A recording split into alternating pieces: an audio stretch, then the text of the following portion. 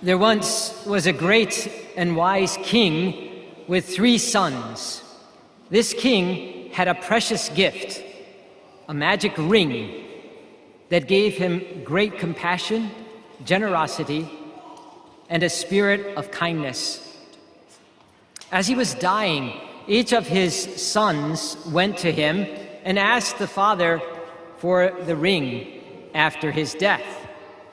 And he promised to each of the sons that he would give him the ring.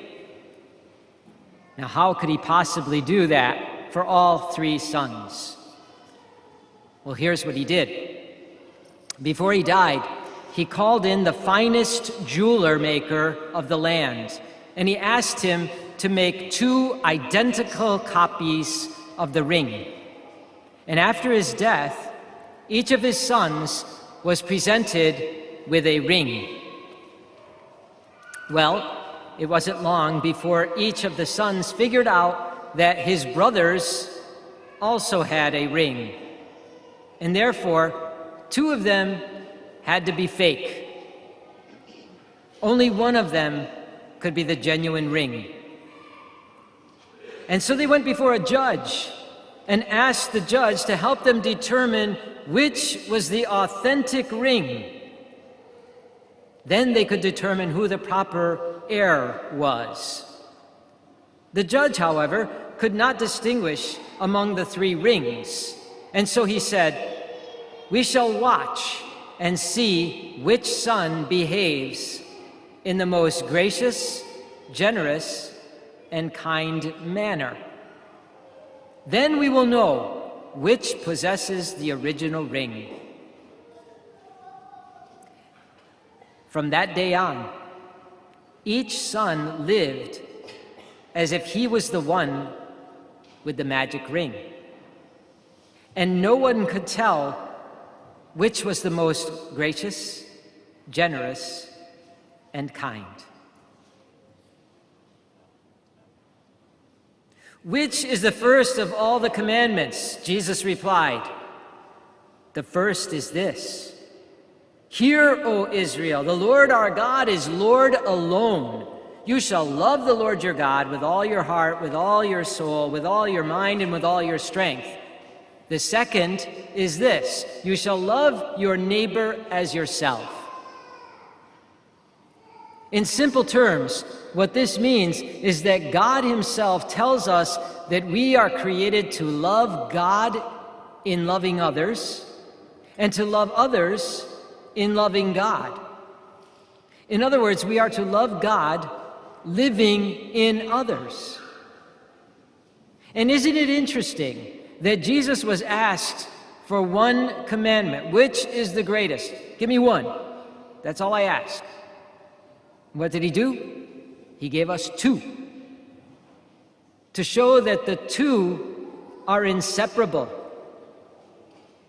And I think it's also interesting that the word commandment is used, because it reminds us that we don't always feel love for God or for others, but we are obliged to do it anyway, if we are going to fulfill our highest potential as a human being, and if we are going to please God. And this is where we find one of the biggest misconceptions about love in our world today. We equate love with feelings way too much. All too often, we think love means having nice, warm, friendly feelings towards someone. And it's true that love is an emotion, but the kind of love Jesus is talking about is so much more than that. Warm feelings don't always feed the hungry or help a person in need. Love is not primarily something vague, fuzzy, and warm. Love is a matter of what one does rather than what one feels. And this is where the story of the magic ring makes sense. Love is not about putting on some magic ring and having what it takes to love, but rather it is about each person living as if they are the one with the magic ring, living their life in such a way that no one can tell who is the most gracious, most generous, and most kind. And that is the reality of living the two greatest commandments that Jesus speaks of. The command to love our neighbor is so closely linked to the command to love God that if we ignore our brother, we will soon ignore God also. In fact, we will lose contact with God and our own immortal soul. There's a popular saying, "I sought my soul, but my soul I could not see. I sought my God, but my God eluded me. I sought my brother, and I found all three." You see, the key to loving contact with God and with our own soul is loving contact with our neighbor. And one of the biggest problems is that love, when it is real love, requires unselfishness and sacrifice. And that is not always easy, especially when it is required of us over long periods of time, because our fallen human nature inclines us to be self-centered creatures. And so this is another reason why love but is something that we must grow into by learning to reach out to others. So if you want to test yourself to see how well you are living the two greatest commandments, think about this. Do you categorize people when they start going on and on about something? Or do you try to learn from what they say? Do you judge people by their worst trait or their best trait?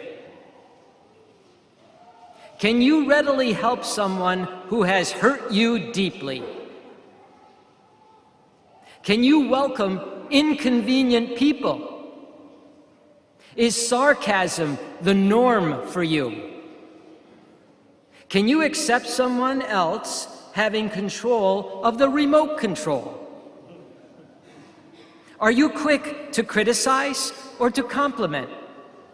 Is it easier for you to dismiss another person or to patiently try to enjoy that person when they are being difficult?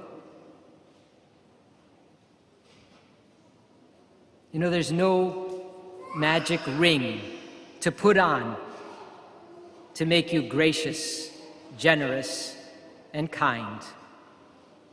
That is to say, to make you love. Rather, love is a decision that one makes to love, to be gracious, to be generous, and to be kind.